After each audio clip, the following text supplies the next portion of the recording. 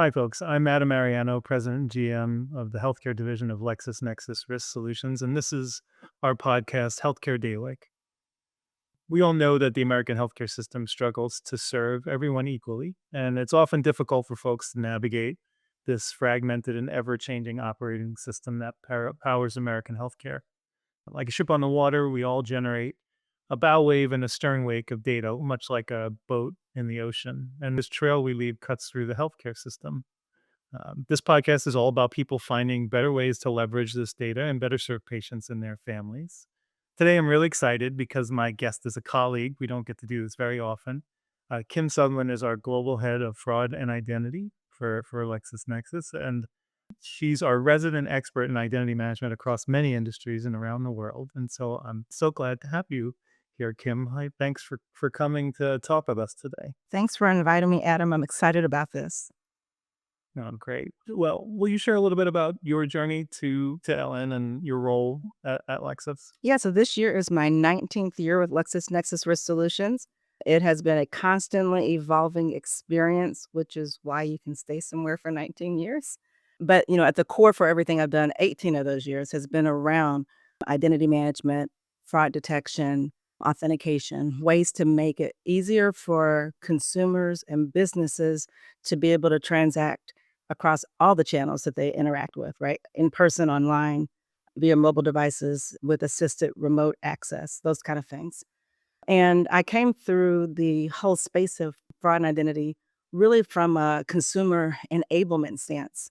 So in prior years, I was a consultant and a data scientist focusing on how we can better enable consumers to be able to make decisions.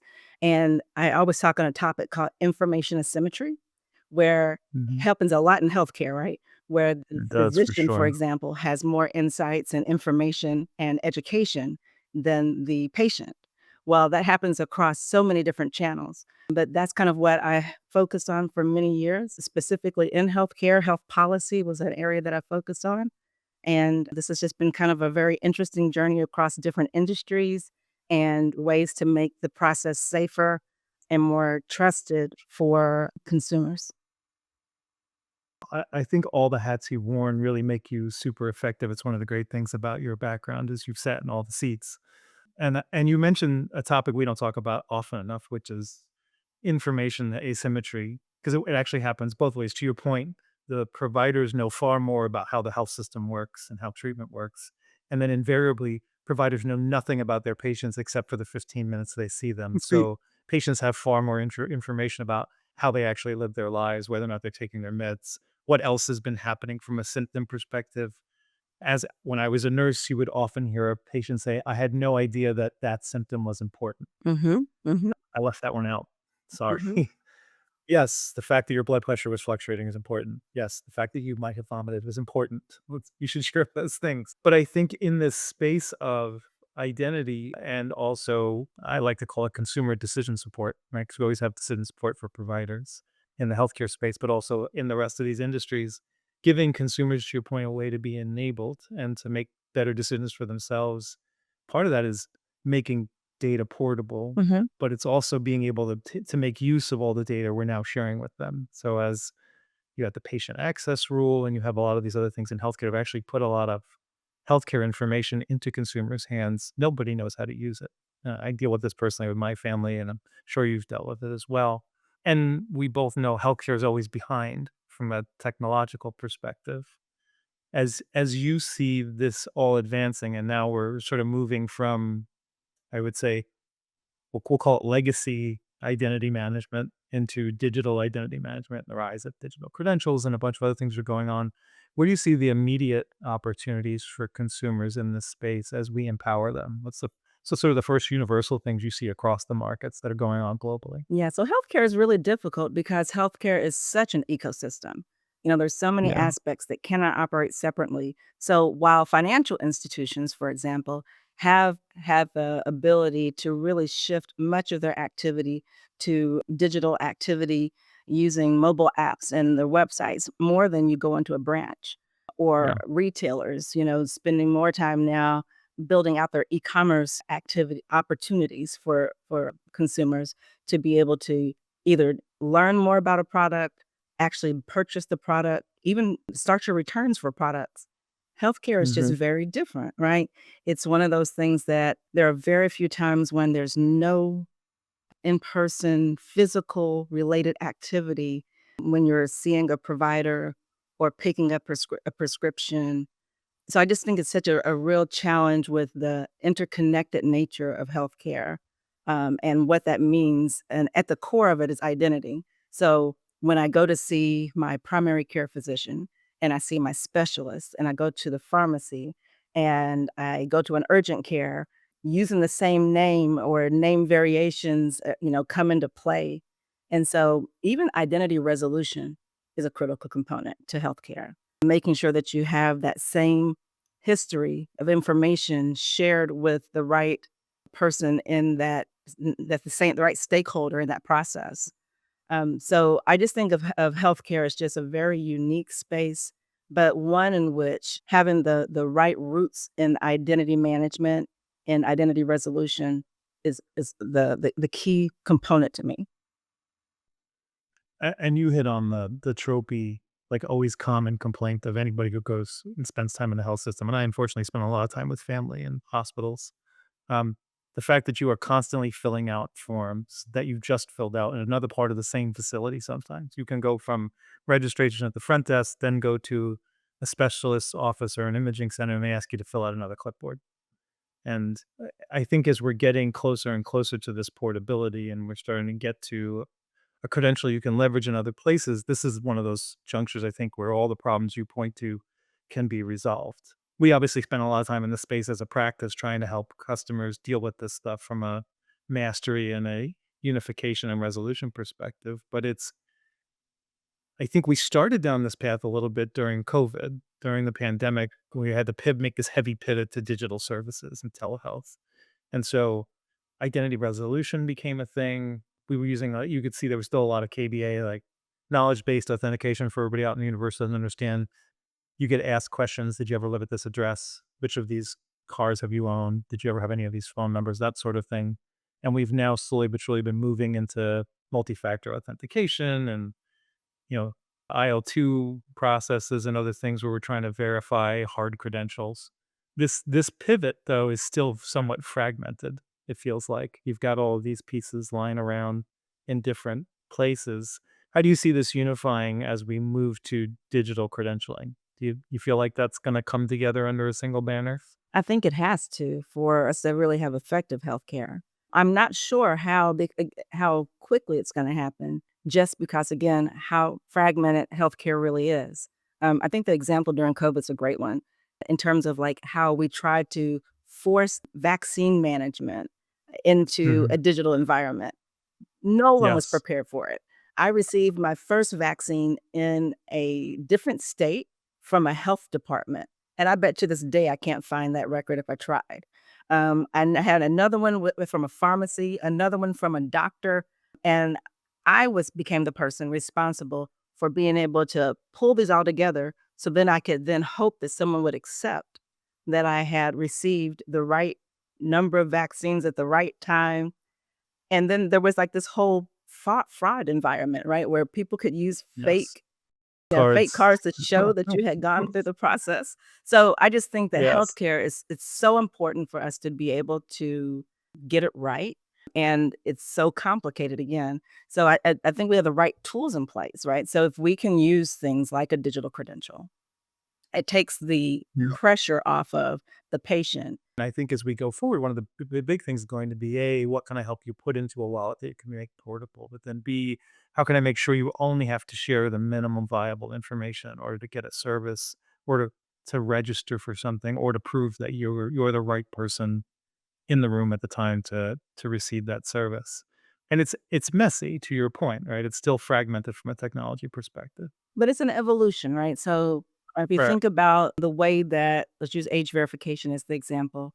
A lot of ways that people use age verification processes is to show a driver's license. I, pull it out of my wallet. I show you my physical driver's license. On that driver's license is a lot of information that is not needed Mhm. for age verification.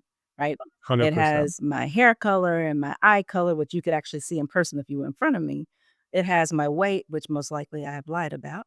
It has my date of birth that you may need, but you don't really need the full date of birth. You just need to know, am I over 21? Am I over 18? Yes. Whatever that age, threshold is.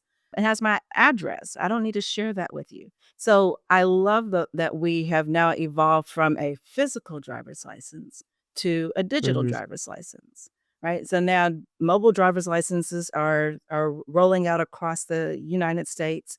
They exist in other countries as well. The benefit of a mobile driver's license is one, it's very portable because people have their phones with them all the time, right? So more than likely, even if you leave your wallet at home, you probably have your phone with you. But also you don't have to share all of that information, right? You only have to share what's needed Exactly. with the party that you're trying to share your information with. The challenge with mobile driver's licenses is right now, there are very few places that you can actually share them. And so Yeah. it's not just having the technology, it's also having the ability for the business or the government agency to be able to accept that ID. And so that's what's going to be a challenge with doctors' offices, healthcare Mhm. providers in general, and to be able to ensure that they're able to accept this wide variety of digital credentials that are starting to emerge and which ones qualify for their business process. Well, you're spot on, right? And you can only look to Bitcoin to show how you can put money in Bitcoin, but you can't spend it anywhere.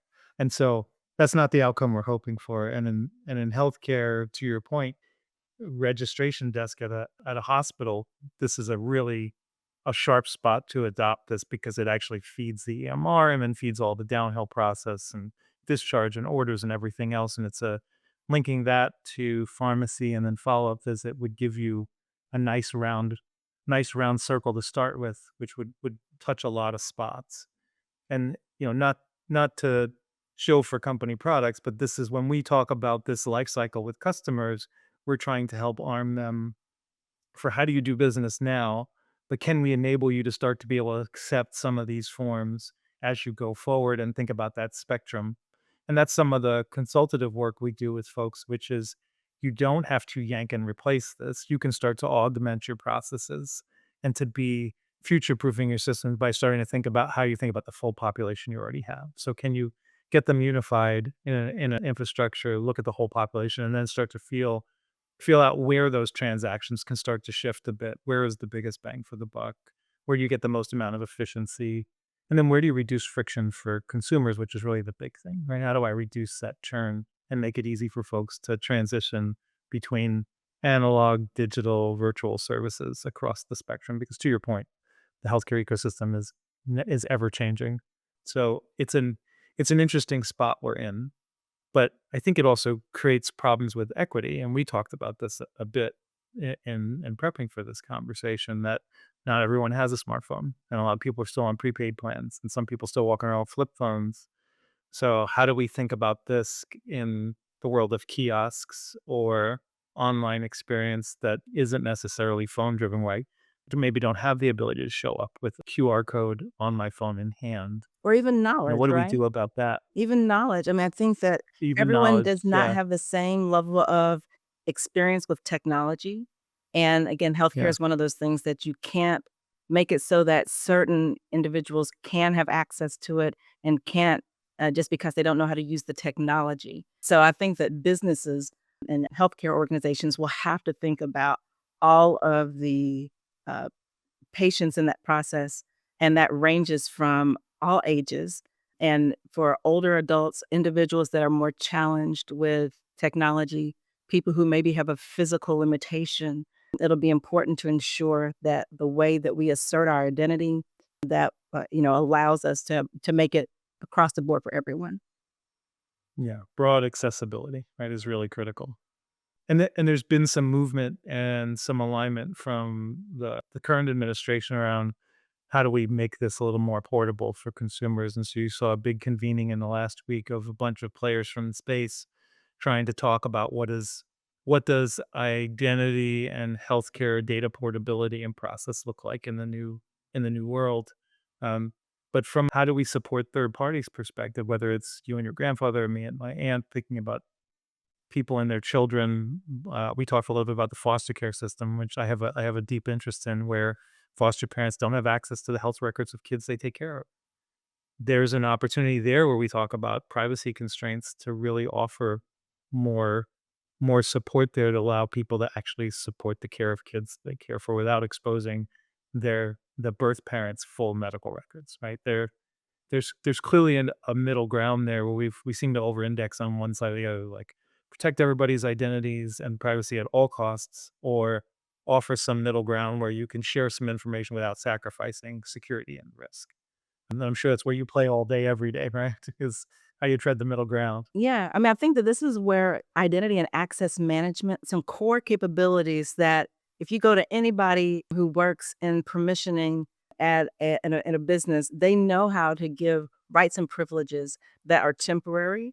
And those are the kind of things that would align really well with healthcare, right? So if someone needs temporary permission to make decisions based off of your, for you while you're incapacitated because you're in the middle of a medical procedure, or for a longer period of time because you're now their healthcare proxy. Whatever the scenario is, those are kind of just rights and privileges, right? So, how do we turn those on? How do we make that process more accessible across different systems and make the process more interoperable? Because there are plenty of times when it's not going to be me, the actual person receiving the healthcare, that has to be the one to fill out paperwork or to make a decision around or pick up a prescription. But there should be a way to easily allow the rights of others to be able to be involved in that process. 100%. We've been talking a lot about consumer, but on the provider side, where we actually support a bunch of provider verification and a bunch of ID and provider data management. But in those scenarios, we're thinking hard about how do we make physician credentialing easier. Mhm. So when you go through medical school, is there a temporary ID I can give you that follows you all the way through your career? And so I could take you from your educational process and your sort of minting as a new provider through your testing, through your credentialing as the first state agency that you become an MD or a DO with, for argument's sake.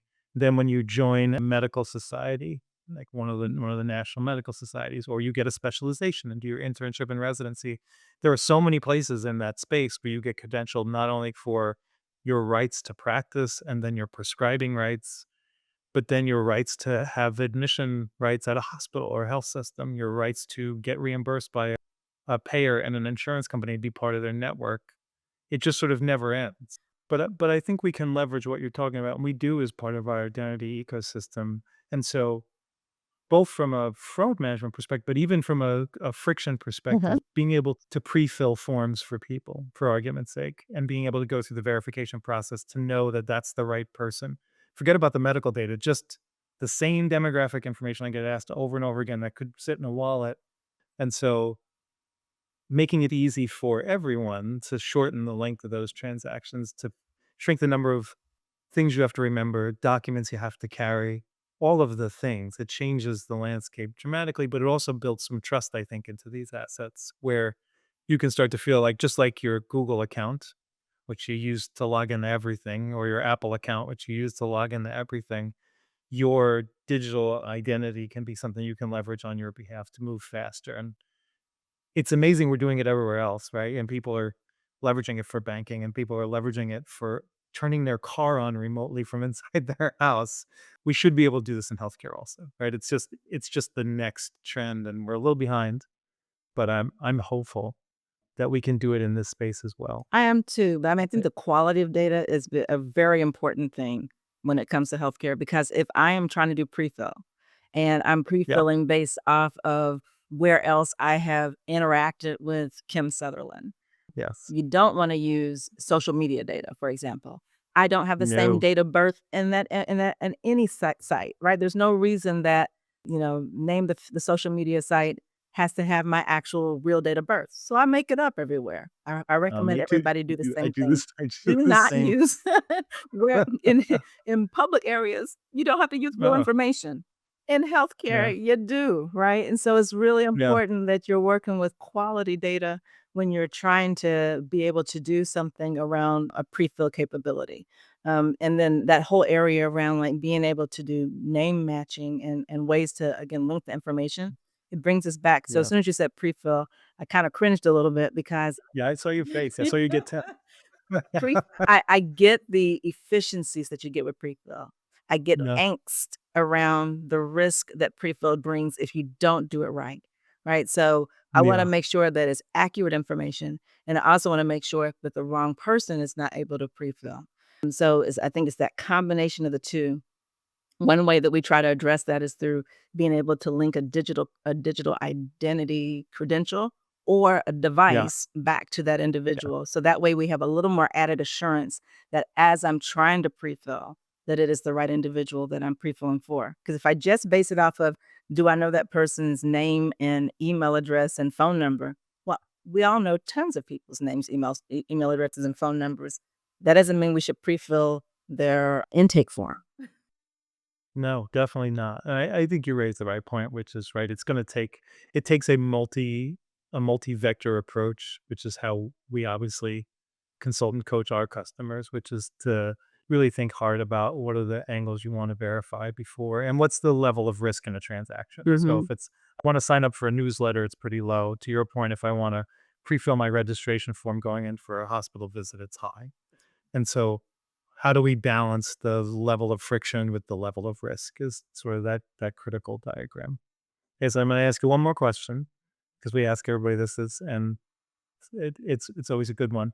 If you could change one thing, this is magic wand, right? So one thing about the identity ecosystem today, like snap your fingers and it's changed today. What's the thing you think would be most impactful today, right now, that you would want to change immediately? I have one, but I want to hear yours because we have a lot of shared interest in this space. So we just talked about pre-fill, but I'm going to kind of talk about the flip side of it, and that is data minimization, right? So Mhm. if I could change one thing, it would be to minimize the amount of data that people ask for. I always tell businesses to ask for the information that you need. If you're not going to verify it, don't ask for it. There's no reason to have that information anyway. You don't know if if it's accurate. So if I Mhm. could do anything, I would have people start to reduce the amount of data that they're asking for, which means that they have to work with databases and systems that allow them to make those same decisions with less information as well, right? So that'll probably be my biggest thing. And then from the side of the consumer, the patient, stop sharing so much information. So because there's so much Don't information out there overshare. about everyone, it just makes the job of protecting it even harder. Well, it's funny. I never offer what my one wish was back to anybody, but since we work together, I'm going to Will it? because it's so close. I was going to say that tomorrow we would have established the minimum data set for every transaction type we care about as a standard. Again, everybody, Kim Sutherland, one of the great experts in identity in the world. I'm thrilled I get to work with you. Thank you so much for spending time with us today and having this conversation. Thank you. And we'll do it again. Thanks, Thank Kim. you so much.